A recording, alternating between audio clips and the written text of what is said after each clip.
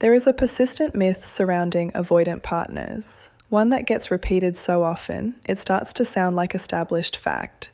The idea that commitment can be engineered through the right combination of words, the right timing, the right technique deployed at exactly the right moment.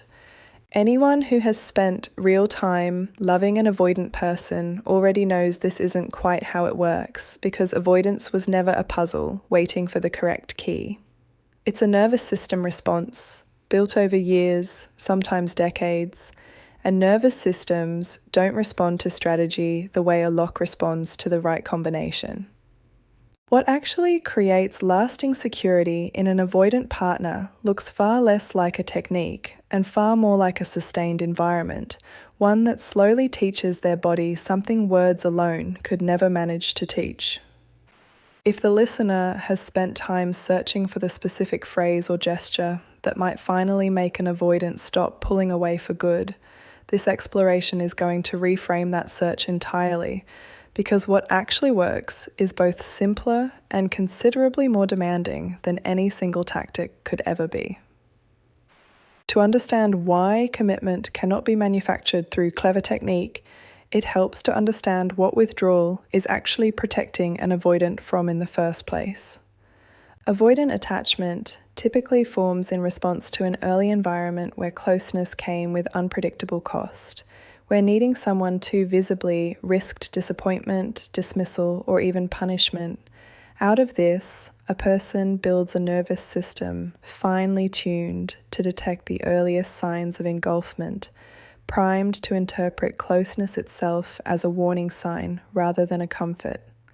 This means an avoidant partner isn't withdrawing because they've calculated that distance serves their interests.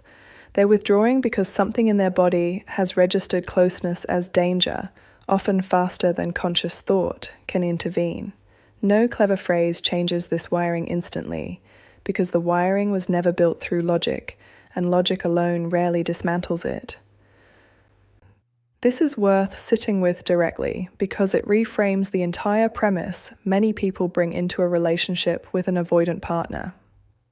The goal was never to find the magic words that override a defense system built over decades. The goal, if lasting security is genuinely what's being sought, is to slowly, consistently demonstrate that closeness does not, in fact, carry the danger the avoidance nervous system has been trained to expect. This distinction matters enormously because it shifts the entire approach from a search for clever tactics towards something closer to patient, consistent environment building, which looks far less exciting in the moment, but produces results that actual tactics never manage to sustain. It's worth exploring what this environment building actually requires, starting with perhaps the most counterintuitive element: predictability delivered without excessive intensity. Avoidant partners often experience overwhelming displays of affection or need as confirmation of their deepest fear. That closeness inevitably demands more than they can safely give. Paradoxically, grand romantic gestures, constant reassurance, or frequent declarations of deep feeling, especially early in a relationship, tend to accelerate withdrawal rather than prevent it, because they read to an avoidant nervous system as exactly the kind of intensity that historically preceded loss of self or eventual disappointment. What tends to work instead is something quieter and steadier, consistent warmth delivered at a pace the avoidant can actually tolerate without triggering their alarm system, warmth that doesn't escalate simply because it's being well received. This steady, low-intensity consistency requires something many people find genuinely difficult to practice, which is patience with a pace that may feel painfully slow compared to what feels natural in other relationships. It's worth naming honestly that this pacing isn't about withholding affection strategically or playing games designed to seem less interested than one actually is. Manipulation of this kind, even when marketed as effective relationship advice, tends to produce exactly the kind of unstable, anxiety-driven dynamic that avoidant partners are least equipped to handle safely. What matters instead is a genuine, unforced steadiness, offering warmth consistently without requiring reciprocation to match it in intensity, without needing constant confirmation that the warmth is being received the way it's intended. There's a specific quality worth naming here that separates genuine security building from performative patience, and it concerns what happens internally when an avoidant partner does eventually withdraw, because withdrawal, even within a healthy, developing relationship, tends to happen periodically, regardless of how well the environment has been built. What matters most in these moments is not preventing the withdrawal entirely, which is rarely fully possible, but responding to it without panic, without escalation, without treating each instance of distance as evidence that the entire relationship is failing. An avoidant partner who withdraws and encounters calm, steady presence rather than anxious pursuit or cold retaliation slowly begins to learn something their nervous system previously had no evidence for. That distance doesn't have to end in abandonment or punishment, that it's possible to step back and still find the same steady person there upon returning. It's worth exploring why this specific response, calm steadiness in the face of withdrawal, tends to work so much more effectively than either pursuit or matching withdrawal in kind. Pursuit, chasing an avoidant partner the moment they create distance, tends to confirm their underlying fear that closeness demands constant management, that any space they take will be treated as a crisis requiring immediate resolution. This often accelerates the very withdrawal it's trying to prevent, because the avoidant partner experiences the pursuit itself as further evidence that intimacy comes with suffocating obligation attached.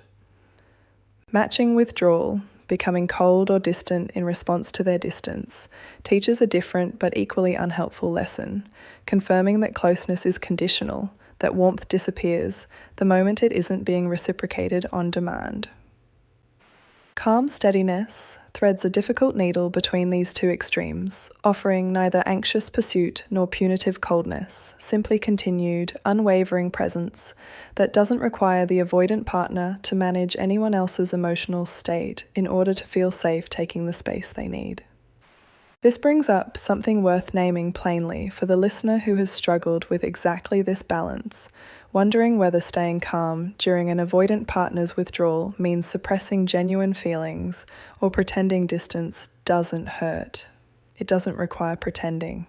It requires processing that hurt separately through one's own support system, one's own reflection, rather than routing it directly and immediately back at the avoidant partner in a way that turns their withdrawal into an emergency requiring their immediate emotional labor to resolve. This distinction between having feelings and immediately weaponizing those feelings in the moment they arise represents one of the more difficult skills required to build lasting security with an avoidant partner, and it's a skill that benefits enormously from having emotional support outside the relationship itself. It's worth examining, too, the specific role that direct communication plays in this process, because avoidant partners often respond very differently to communication, depending on how it's delivered. Vague, emotionally loaded confrontations, the kind built around accusations or global characterizations of someone's personality, tend to trigger defensive withdrawal almost immediately, because they read as attacks on identity rather than requests for specific behavioral change. What tends to work considerably better is specific, concrete communication about particular moments and particular needs, delivered without excessive emotional escalation, framed around observable behavior rather than assumed motivation. An avoidant partner who hears, calmly and specifically, that a particular pattern felt hurtful, paired with a clear, reasonable request for something different going forward, has something concrete to work with, something that doesn't require them to defend their entire character in order to simply adjust one specific behavior. There's something worth exploring about how patience interacts with boundaries in this entire process, because the two often get falsely positioned as opposites when they actually function best in tandem. Patience with an avoidant partner's pace does not mean tolerating behavior that genuinely crosses a line, dishonesty, cruelty, or a complete unwillingness to engage in any effort toward growth over time. Genuine security building requires holding both simultaneously, patience with the slow, uneven pace of an avoidant nervous system learning to trust, alongside clear, consistently enforced boundaries around behavior that causes real harm, regardless of its underlying psychological explanation. An avoidant partner who never encounters any boundary at all has no reason to develop the skills required for genuine intimacy, because the environment never asks anything of them beyond simply being accommodated indefinitely. It's worth naming, too, how important it is to maintain a full, independent life throughout this entire process, not as a strategic tactic designed to seem more desirable, but because genuine independence tends to be one of the most reliable signals an avoidant nervous system can actually trust. A partner whose entire emotional world revolves around the relationship, whose sense of stability depends entirely on the avoidant's engagement or reassurance, unintentionally confirms the exact fear driving the avoidant's withdrawal in the first place, that closeness requires someone to disappear into it, to lose themselves entirely in service of the connection. A partner who maintains rich friendships, meaningful work, personal interests, and a stable sense of self outside the relationship offers something an avoidant nervous system can actually relax around, evidence that connection doesn't require total merger, that two people can remain close while each still belongs fully to themselves. This is worth pausing on because it explains why so many well-intentioned attempts to reassure an avoidant partner through increased closeness or increased availability often backfire in ways that confuse the person offering them. Increased availability, offered out of genuine care but without corresponding independence, frequently reads to an avoidant nervous system as exactly the kind of engulfing intensity it's designed to avoid. It's the combination of consistent warmth and genuine autonomy together, rather than either alone, that tends to produce the security an avoidant partner actually needs in order to gradually lower their guard. It's worth exploring what this process looks like over an extended timeline because expectations matter significantly here. Genuine security doesn't develop over weeks, and it rarely develops in a smooth, linear progression even over months. It tends to unfold unevenly, periods of real closeness followed by periods of withdrawal that can feel, in the moment, like a step backward rather than a natural part of the process.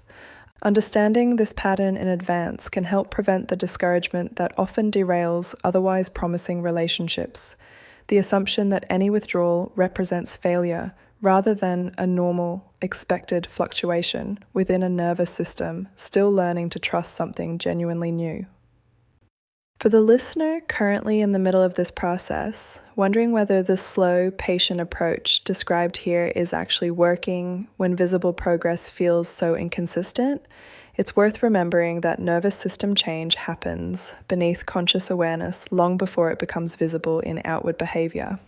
An avoidant partner may not consciously notice the gradual accumulation of safe, consistent experiences building beneath their withdrawal, but the accumulation happens regardless, slowly recalibrating what closeness has come to mean for them, whether or not either person can point to a single moment where that recalibration became obvious. There's a specific dimension worth exploring here concerning how an avoidant partner's history with previous relationships shapes what they're actually testing for in a new one, often without ever articulating this testing process consciously. Many avoidants have learned through prior experience that early warmth from a partner often precedes eventual demands, disappointment, or attempts at control once the relationship deepens. This means an avoidant partner is frequently quietly observing not just how a new partner behaves in the honeymoon phase of a relationship, but how that behavior holds up once real intimacy starts to develop, once disagreements happen, once life's ordinary friction inevitably arrives. Consistency across this transition, remaining recognizably the same person during minor conflict as during the easier early stages, tends to carry enormous weight for an avoidant nervous system because it directly contradicts the pattern they've learned to expect, where warmth reliably curdles into something harder or more demanding once a relationship moves past its initial stages. It's worth examining too how apologies and accountability function differently in this context than they might in a relationship with a more securely attached partner. Avoidants often carry deep discomfort around being blamed or criticized, a discomfort that traces back to earlier experiences where mistakes were met with disproportionate consequence or rejection. This means the way a partner handles their own mistakes within the relationship becomes an unusually significant signal. A partner who apologizes without excessive self-flagellation, who takes ownership cleanly without spiraling into prolonged guilt that then requires the avoidant to manage and reassure, models something an avoidant rarely encountered growing up, the idea that mistakes can be acknowledged and repaired without triggering catastrophe. Watching a partner demonstrate this repeatedly, calmly owning missteps, and moving forward without turning every mistake into an extended emotional event,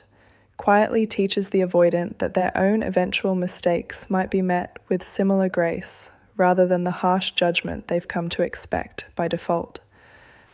There's something worth naming about how physical affection factors into this entire process, because touch carries particular weight for many avoidant partners, sometimes functioning as an even more direct pathway to their nervous system than words ever manage to be.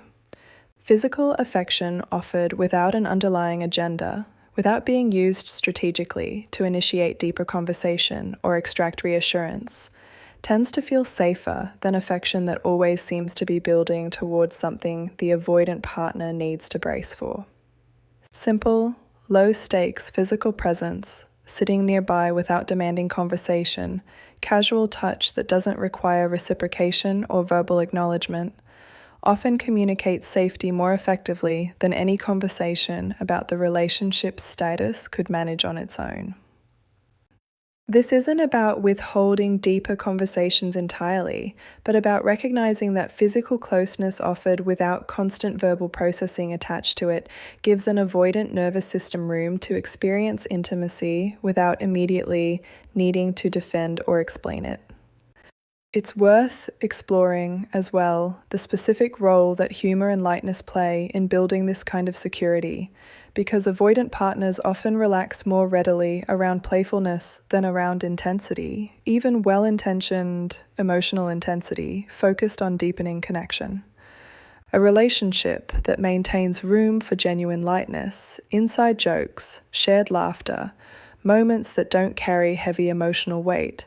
offers an avoidant partner necessary relief from the vigilance that more emotionally loaded interactions tend to require. This doesn't mean avoiding depth altogether, which would simply recreate a different kind of avoidance within the relationship itself, but it does mean recognizing that constant emotional processing, however well-intentioned, can itself become exhausting for a partner whose nervous system treats sustained intensity as effortful rather than naturally restorative.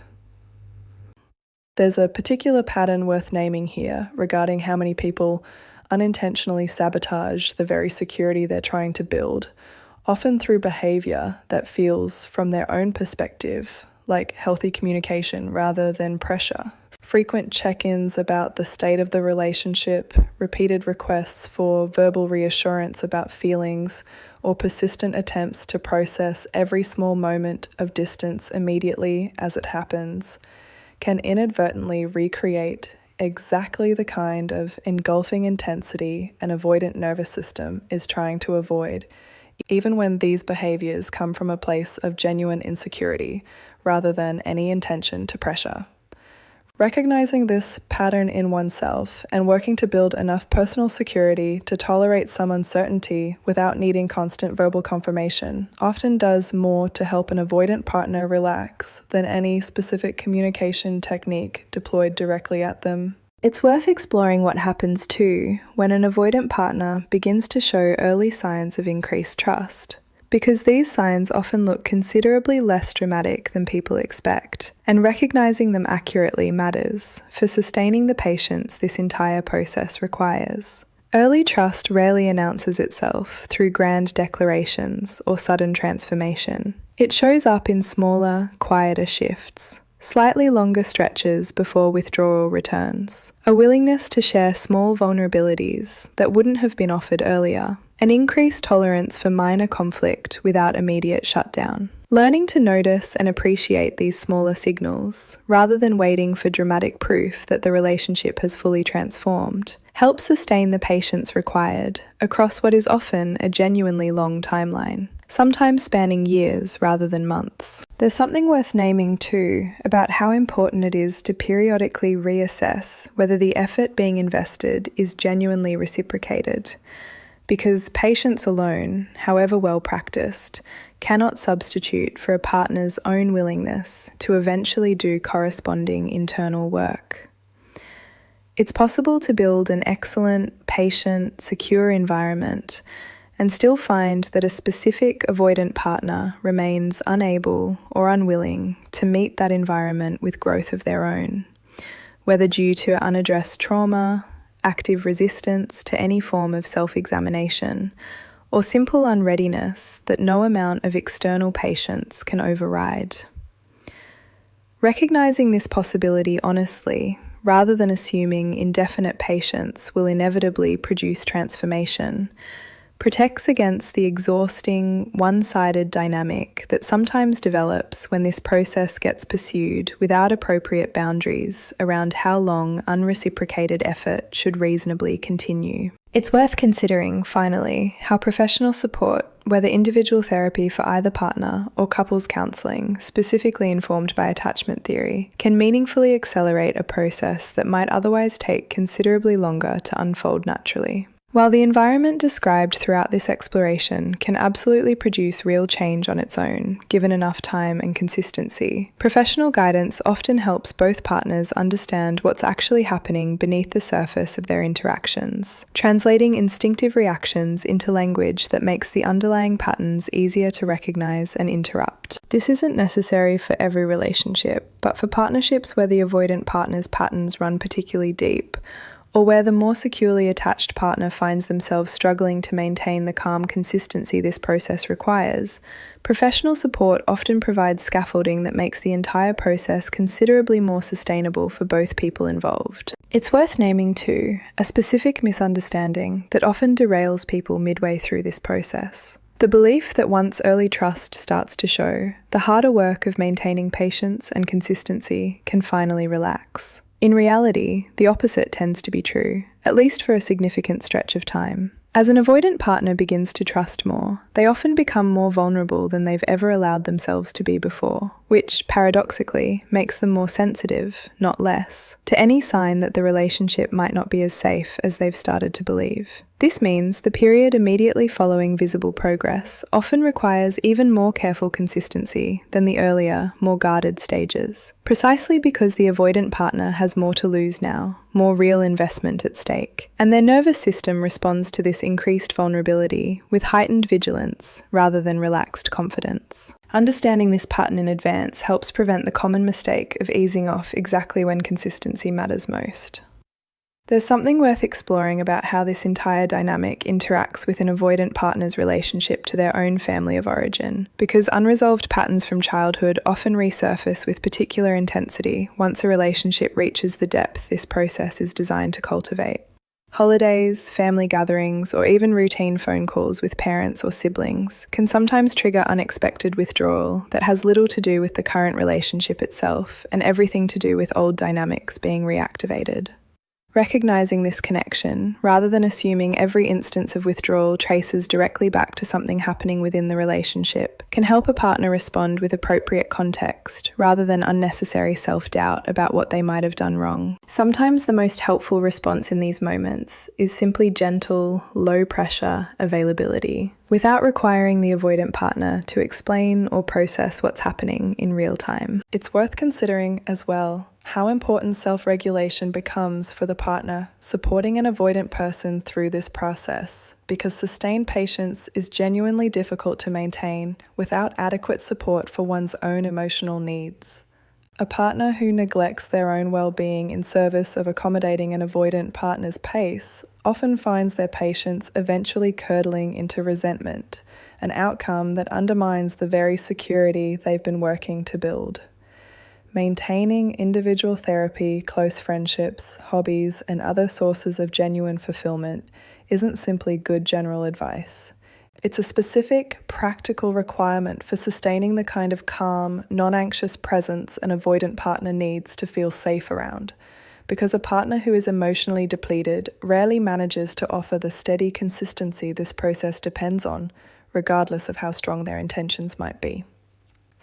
There's a particular nuance worth naming about how celebration and acknowledgement function within this process, because many people assume that praising an avoidant partner's progress, telling them directly how proud they are of specific moments of openness or vulnerability, will reinforce and encourage more of the same behavior.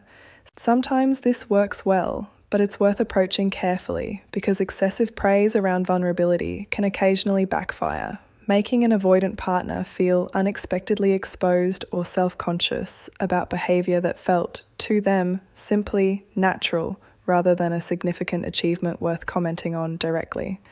A lighter touch often works better, quiet acknowledgement through continued warmth and presence, rather than explicit commentary that risks making the avoidant partner feel watched or evaluated in moments where they were simply trying to be present. It's worth closing this section by naming something that deserves acknowledgement throughout this entire process: the fact that supporting an avoidant partner toward greater security is genuinely demanding work, regardless of how naturally patient or emotionally secure someone might generally be. This isn't a criticism of avoidant partners, whose patterns typically formed through no fault of their own,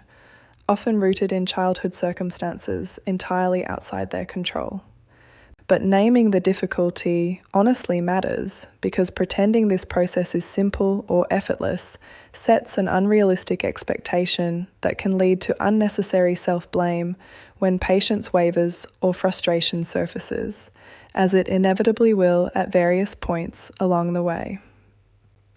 Real security building requires real effort sustained over real time,